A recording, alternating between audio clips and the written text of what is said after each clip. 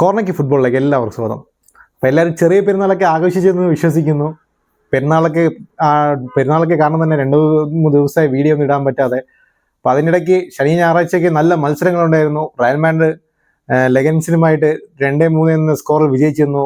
എംബാപ്പയുടെ 2 ഗോളിൻ്റെ ബ്രേസിൽ Real Madrid ലെഗൻസുമായി വിജയിച്ചു. അതുപോലെ തന്നെ ടൈറ്റിൽ റേസിൽ നിന്ന് അത്ലറ്റിക്കോ മാഡ്രിഡ് ഗീവ് അപ്പ് ചെയ്യുന്ന ഒരു കാഴ്ചയാണ് കാണാൻ സാധിക്കുന്നത്. കാരണം എസ്പാനിയനുമായിട്ട് അത്ലറ്റിക്കോ മാഡ്രിഡ് 1-1 സമനില പിരിഞ്ഞു. അതുപോലെ തന്നെ ജിറോണയെ 4-1 തോൽപ്പിച്ചുകൊണ്ട് ബാർസലോണ ലീഗിലെ വ്യക്തമായ ആധിപത്യം തുടർന്നുകൊണ്ടേയിരിക്കുകയാണ്. ആരെങ്കിലും വിചാരിക്കുന്നുണ്ടോ ഇനിയിപ്പം ബാർസലോണ ടൈറ്റിൽ റേസിൽ നിന്ന് പിന്നോട്ട് പോകുമെന്ന് ആരെങ്കിലും അവരുടെ പെർഫോമൻസ് കൊണ്ട് വിചാരിക്കുന്നുണ്ടെങ്കിൽ അവർക്ക് തെറ്റിപ്പോകും. കാരണം ബാർസലോണ അത്രമാത്രം 100% ഒരു ഫോമിലാണ്. യൂറോപ്പിൽ തന്നെ ഒരു അൺബീറ്റഡ് ടീമായിട്ട് തന്നെയാണ് അവർ ഇപ്പോഴും തുടരുന്നത്.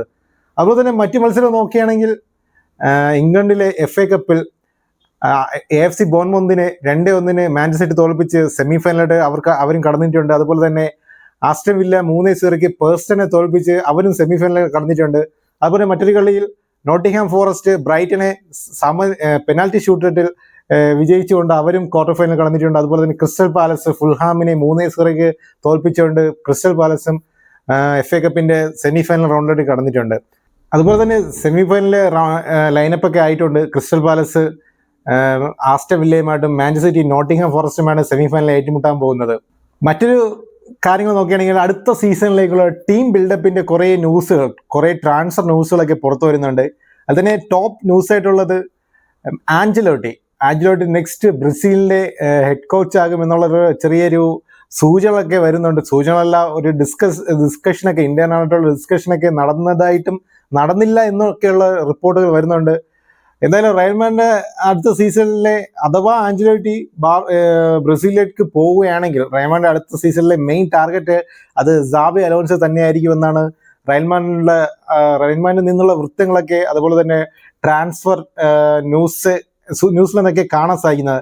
അതുപോലെ മറ്റൊരു ന്യൂസ് നോക്കുകയാണെങ്കിൽ യോർഗൻ ക്ലോപ്പ്, ലിവർപൂളിന്റെ മുൻ മാനേജർ യോർഗൻ ക്ലോപ്പ് റയൽ മാഡ്രിഡിന്റെ അടുത്ത കോച്ചായി വരുമെന്നുള്ളൊക്കെ ചെറിയൊരു ന്യൂസുകളൊക്കെ വരുന്നുണ്ട്. അത് വിശ്വസ്തമായൊരു ന്യൂസ് അല്ല എങ്കിലും ചെറിയ ഒരു ഹിന്റുകളൊക്കെ വരുന്നുണ്ട്.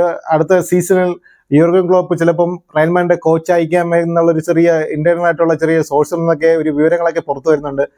അതുപോലെ തന്നെ മറ്റൊരു ന്യൂസ് നോക്കുകയാണെങ്കിൽ ബയേൺ മ്യൂണിക്കിന്റെ ലെജൻഡായ തോമസ് മുള്ളർ അടുത്ത സീസണിൽ ഫ്രീ ട്രാൻസ്ഫർ ക്ലബ്ബ് വിടാൻ ഒരുങ്ങുകയാണ്.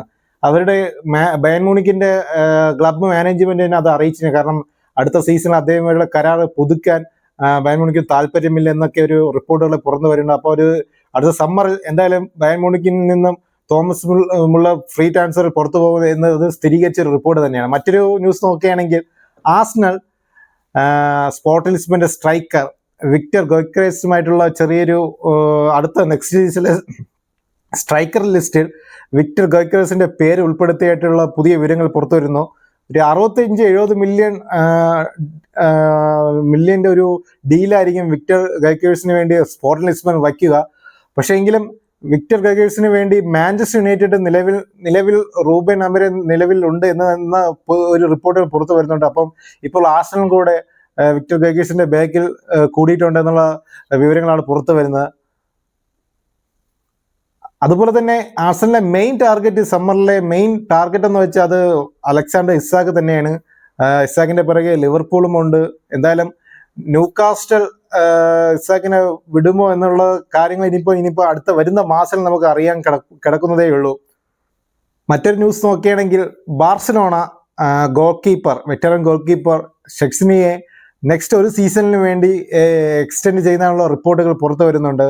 അടുത്ത സീസണിലും കൂടെ ഷെസ്നിയെ നിലനിർത്താനുള്ള ഒരു കരാറ് ഫ്ലിക്കിന് ഷെസ്നിയെ നിലനിർത്താനുള്ള ഒരു താല്പര്യം ഉണ്ടെന്നൊക്കെ ഒരു ന്യൂസൊക്കെ പുറത്തു വരുന്നുണ്ട്. അതുപോലെ തന്നെ ബാർസലോണയ്ക്ക് ലിവർപൂളിന്റെ ഫോർവേഡ് ഡിയാസിനെ സൈൻ ചെയ്യാനുള്ള ഇന്റൻസിറ്റി ഒന്നും ഇല്ല എന്നുള്ള റിപ്പോർട്ട് ഫ്ലിപ്പിന് ഡിയാസിനോട് താല്പര്യമില്ല എന്നൊക്കെയുള്ള റിപ്പോർട്ടൊക്കെ പുറത്തു വരുന്നുണ്ട്. നേരത്തെ ഡിയാസിനോട്ട് ബാർസലോണ ഒരുപാട് ലിങ്ക് ചെയ്തായിട്ടുള്ള റിപ്പോർട്ടുകൾ പുറത്തു വന്നിരുന്നു. പക്ഷെ ഇപ്പം അത് ഡിയാസിനോട് താല്പര്യമില്ല എന്നുള്ള റിപ്പോർട്ടുകളാണ് ഇപ്പോൾ പുറത്തു വരുന്നത്. അങ്ങനെ കുറെ കാര്യങ്ങളാണ് ഈ കഴിഞ്ഞ 2-3 ദിവസങ്ങളായി ഫുട്ബോൾ നടന്നിരുന്നത്.